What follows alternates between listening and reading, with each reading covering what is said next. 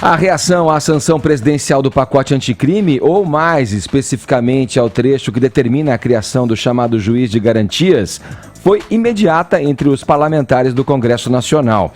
Diante de uma série de críticas, vindas inclusive de apoiadores, o presidente Jair Bolsonaro escreveu no Twitter na tarde desta quinta-feira, aspas, por 28 anos estive na Câmara. Agora coloco em prática o que vi e aprendi para o bem do nosso país. Caso, de concreto, você seja prejudicado por qualquer decisão minha, eu mesmo saio da vida pública imediatamente, fecha aspas. Para quem perdeu o Morning de ontem, a gente explica novamente o que é essa figura, né, jurídica, né? De acordo com o polêmico trecho do pacote anticrime, um juiz, o de garantias, deverá conduzir a investigação criminal das medidas necessárias para o andamento do caso, ao recebimento da denúncia. Já o prosseguimento da apuração e a sentença ficarão a cargo de outro magistrado. Vamos para Brasília. Zé Maria Trindade, nossos olhos e ouvidos na capital federal, sempre comenta com a gente, sempre debate, reflete sobre esses assuntos, principalmente os polêmicos. O Conselho Nacional de Justiça tomou alguma providência em relação a esse novo mecanismo? Bom dia. Olha, Edgar, uma lei, um artigo constitucional, enfim, tudo que se aprova no Congresso Nacional e sancionado pelo presidente, só é juridicamente considerado aplicável 100%, bom, uma lei boa, madura, quando passa também pelo judiciário. E é evidente que esse pacote anticrime vai passar pelo judiciário. O presidente do Conselho Nacional de Justiça, que é sempre o presidente do Supremo, nesse caso o ministro Dias Toffoli, né, deve definir ali parâmetros, e é para isso que criou o grupo de trabalho de funcionamento deste pacote anticrime e principalmente o assunto que está chamando a atenção, que é o tal juiz de garantia. Há, inclusive, já indicações de que haverá ação na Justiça, porque o Congresso Nacional criou cargos novos, criou despesas para o Judiciário que tem o seu orçamento próprio. Então, é um argumento para indicar se é ou não possível o Congresso criar um cargo, criar despesas sem indicar a fonte de arrecadação. O Judiciário tem orçamento próprio, né?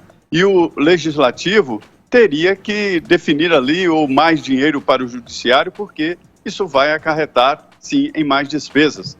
O presidente Jair Bolsonaro ontem, durante a sua live semanal, ele se defendeu, dizendo que não é uma nova instância, mas é sim, é uma instância nova, não existia, não existe, né? Será criado a partir desta lei e é preciso uma adequação. Em alguns municípios não tem nem um juiz principal, quanto mais um juiz adicional para ser este juiz de garantia. Muitos processos serão paralisados à espera desse juiz. Então, é normal, a Justiça vai se pronunciar, tanto o Conselho Nacional de Justiça, para saber como aplicar ali várias, não é só esse assunto, né? Várias, mas esse chamou muita atenção. Zé. Edgar, eu sou do tipo de pessoa que pensa que o copo está quase cheio. Ou seja, a lei, ela é boa, traz artigos bons, novos, como mudança na execução penal, né? Acabando ali com aquelas saidinhas ridículas.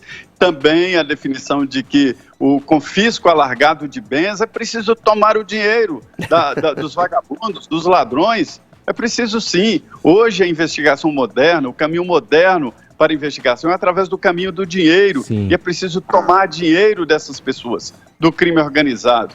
A tese de que existe uma economia do crime no Brasil é positiva, porque no Brasil os especialistas dizem que vale a pena delinquir, porque o risco não é tão grande e o lucro já é alto. Então é preciso interromper e acho que o pacote é bom e vai muito além do juiz de garantia. Mas esse, sem dúvida nenhuma, é o assunto mais discutido mesmo. Zé, eu queria saber se alguém comentou a respeito do Departamento de Inquéritos Policiais, o DIPO, que acontece aqui no Fórum Criminal da Barra Funda, em São Paulo, que tem mais ou menos um esquema, que não tem esse nome, do juiz de garantia, mas onde são os juízes do DIPO, os responsáveis pelo inquérito, e que depois a denúncia, quando é oferecida, vai para um juiz de vara criminal. Isso já acontece aqui em São Paulo desde 85, Claro que é uma comarca grande, como você falou, tem cidades que só tem um juiz, enfim, que isso seria dificultado, mas se a experiência que acontece em São Paulo foi usada aí para trazer algum dado, algum resultado de algum tipo de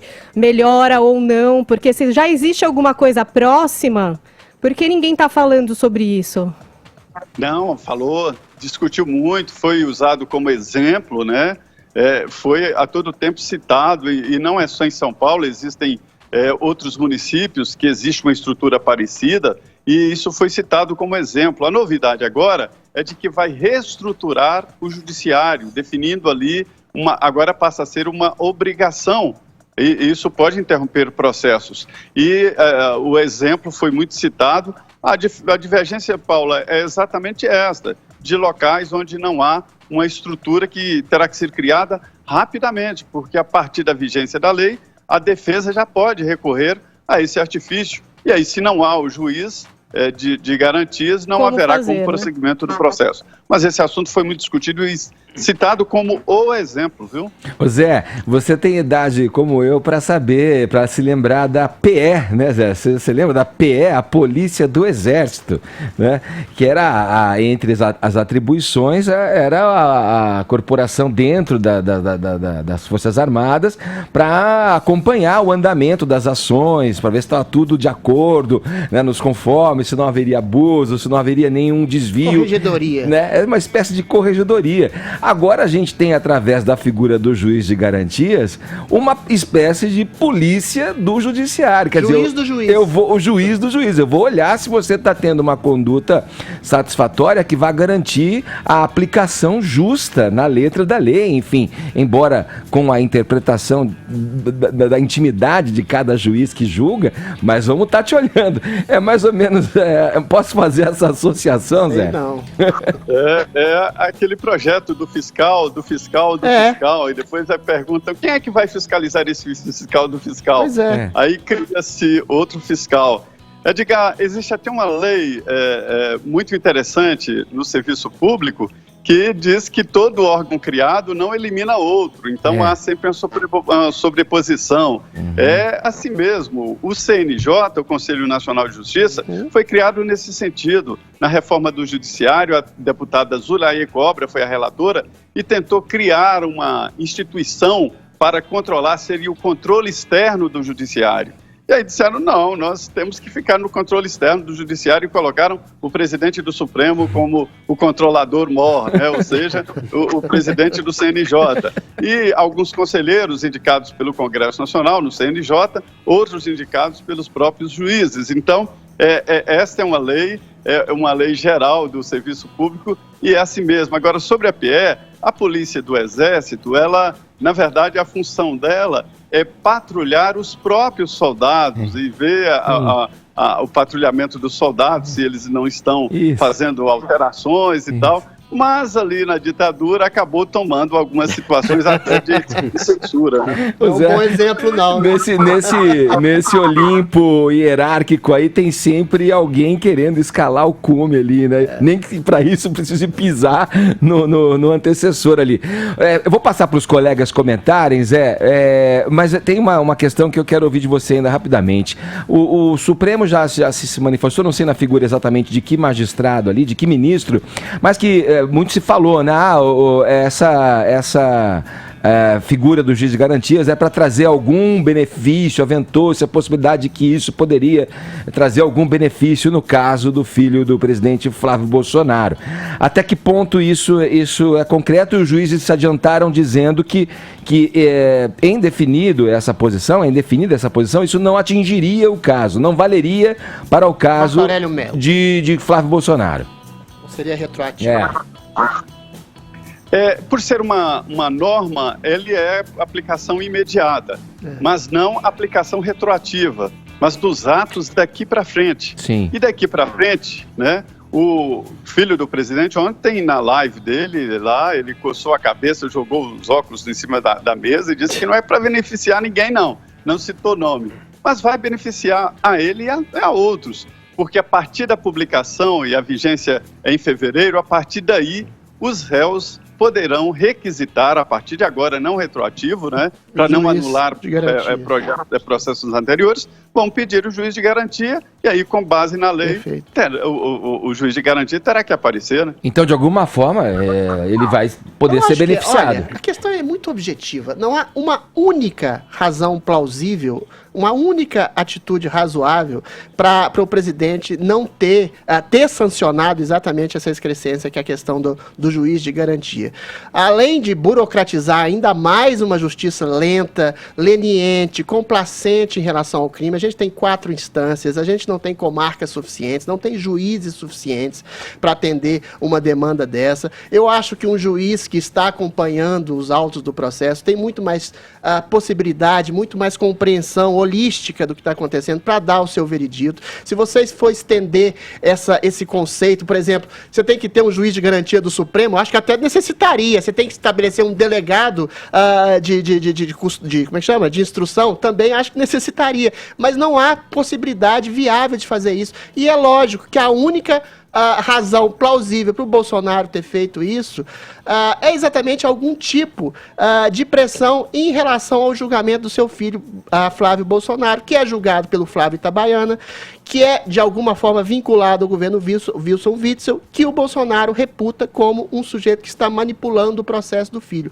Ora, todo mundo sabe que, eventualmente, provavelmente, muito provavelmente, Flávio Bolsonaro cometeu o crime da rachadinha, que foi o crime cometido por quase todos os deputados da Leste. Isso não o exime do crime, assim como não exime as pessoas que praticaram caixa 2, que virou um crime popular no Brasil, né? Só que o Bolsonaro, ao fazer isso para dar uma garantia para o filho, ele exatamente está melando todo o processo judiciário do país. Ele disse ontem, não se explicou, falou que concorda 95% com o Moro, deveria concordar 100%, porque o Moro é um juiz técnico que eventualmente tem resultados a apresentar e já foram apresentados ao país, que são 22% de redução do crime e 44% das maiores cidades.